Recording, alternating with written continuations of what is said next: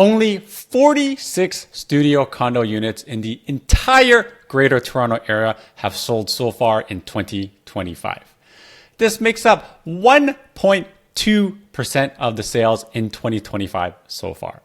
This is how many people are staying away from studio units right now. Nobody, except for these 46 people, actually wants to buy them. Investors were buying these studio units like hotcakes during the pandemic when the market was hot. But if you're in this market segment as an investor and looking to get out right now, it's going to be very challenging. However, it's a totally different story when you look at the 2-bedroom condo units. These units are still selling, and there's still quite a bit of buyer demand for them. As you can see here, 60% of the condos that have sold in 2025 have been 2-bedroom units. This speaks volumes of the people who want a 2-bedroom unit to start their family because this price point is still very affordable right now for most people. So be sure to keep watching if you want a greater breakdown of the rest of these numbers from 2025, especially if you're trying to buy or sell a condo right now in this year. How much demand there is for each of these units and what is going to sell and what the competition is like out there.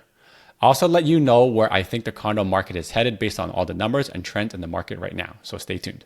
Hi, my name is Zen, and if you're enjoying my data-driven and number-crunching real estate updates, be sure to like and subscribe. Thanks. As you can see, not many buyers are buying these studio bedrooms in the Greater Toronto area. Currently, year to date, we have about like 3,800 condo sales. Last year, when you also had that historically low sales, we counted about 5,050 or so year to date. And to have condo sales down 24% from last year is horrible.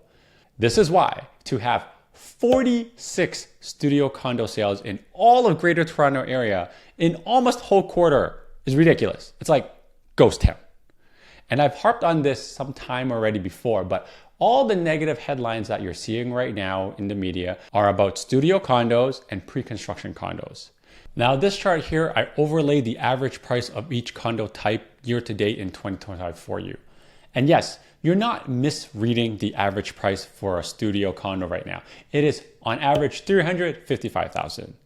The 1-bedrooms around $470,000, your 2-bedrooms around $616,000, and your 3-bedrooms around $817,000. And of course, if you're in the downtown core, these prices are a little bit higher, given that this is taking in the entire average of all of the Greater Toronto area. Now, if you look at this chart over here, you can see that the larger condos are actually selling. This is currently the months of inventory for each bedroom type of each condo.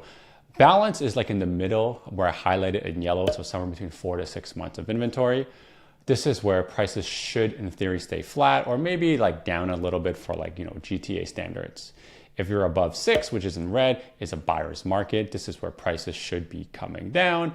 And anything that is below 4 is technically a seller's market where prices should be going up. And as you can see that there is no bedrooms amount in the condo space where it is in a seller's market. Just really a balanced market and buyer's market. And as you get more and more bedrooms on your condo, the months of inventory goes down. Hence, there's a 100-degree reversal from 4 years ago where the smallest investor-oriented units were selling like hotcakes. Now, it's the exact opposite. The larger units are selling. And to help you contextualize this some more, if you plan to sell a condo or are selling a condo right now, each percentage I have on the screen here for each bedroom is the chance your condo is going to sell in one given month. 10 months of inventory equates to a 10% chance of selling in a month, meaning you better look the best and better be priced the best for it to actually sell. Otherwise, you're sitting on the market, chasing the price down, and it's why we always tell our clients, you need to understand the market. It's also why we tell our clients that when we sell your condo, we need to be the apex predator right at the top in terms of price and marketing and how we look. Everything within our control that can be changed, we will change in order to sell. Hey, it's me interrupting myself. Ready to make a move? Just one free call, no hassle, put decades of experience to work for you. So it's not like condos are not selling.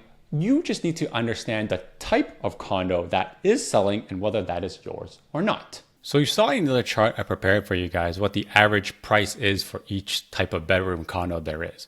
But I'm going to go through how the prices have fared in the last few years and where I think they're going to go for the 416 and the 905. And I'll kind of give you my rationale. So you can see in Toronto proper 416, prices generally seasonally go up, which is the white dotted line. Now, last year was this blue line, which again, you see it go up. Spring market, summer market comes down, seasonality changes, and this is when we got a lot of inventory that built up, so it kind of stayed here. So that's why we started over here.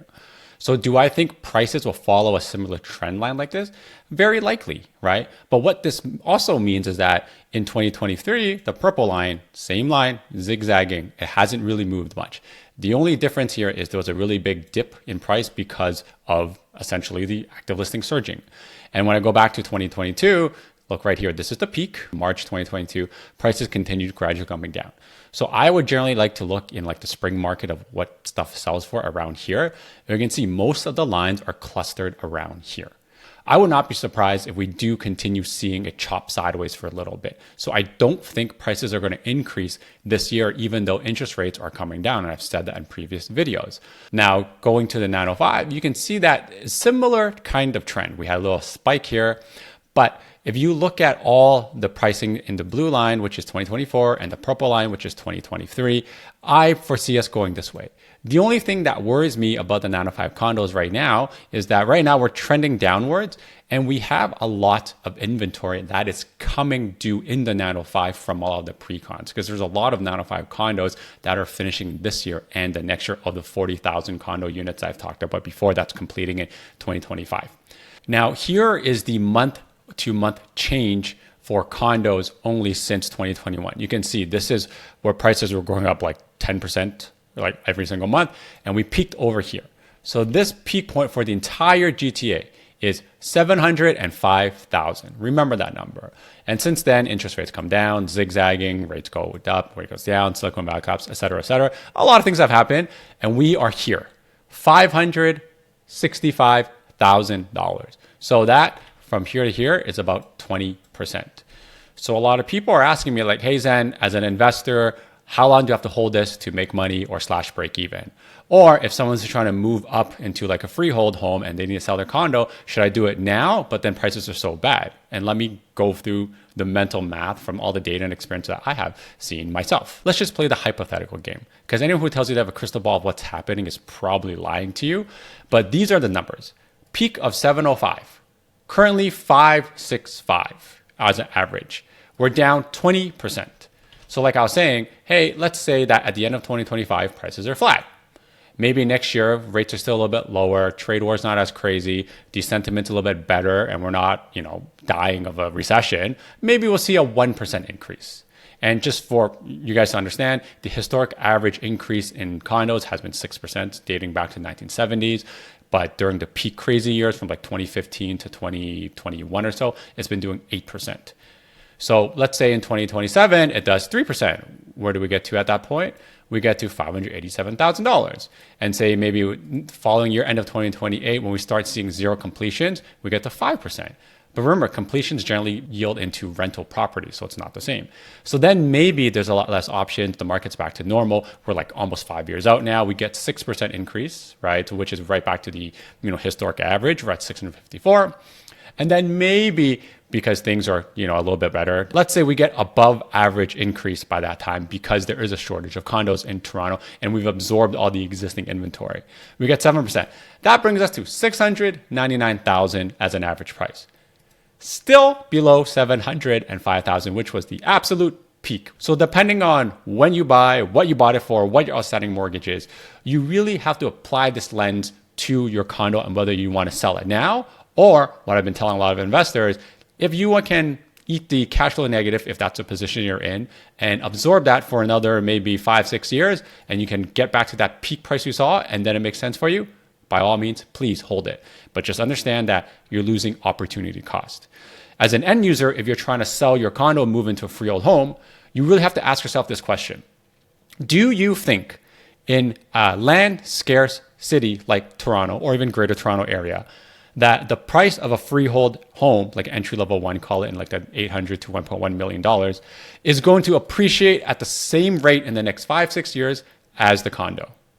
And if you think the answer is no and it's going to appreciate it, you need to sell the condo now. Or that gap between the condo and the freehold you want to buy is going to get bigger and bigger. This is why we've been encouraging a lot of our clients. If you own a condo and you want to move into a freehold because you want to start a family or you have already started a family, do it now, sooner rather than later. Even if you're going to lose a little bit of money or you haven't made as much money as you want on the condo, do it now because the cost to do that upgrade later in the future likely looks like it's going to get bigger and bigger. And that's when you're actually going to lose more and more money. In summary, if you're wondering what you should do with your condo, it really comes down to how long you plan to own and hold on to that condo. Some investors will choose to weather the storm depending on their cash flow situation and personal finances. But if you're living in a condo or looking for more space, you really have to think, is waiting going to be useful for you, as it looks like condos are not going to perform as well as the freeholds. If anything, they're going to perform worse for the coming years. Even the interest rate cuts are not going to save it, given the current status of the economy and the trade wars and the lack of a real prime minister, et cetera, et cetera. So for more in-depth understanding of how lower interest rates are not going to make the real estate market rebound, meaning sales aren't increasing, prices aren't increasing, make sure you check out this video over here. Until next time, your move, your future. See ya!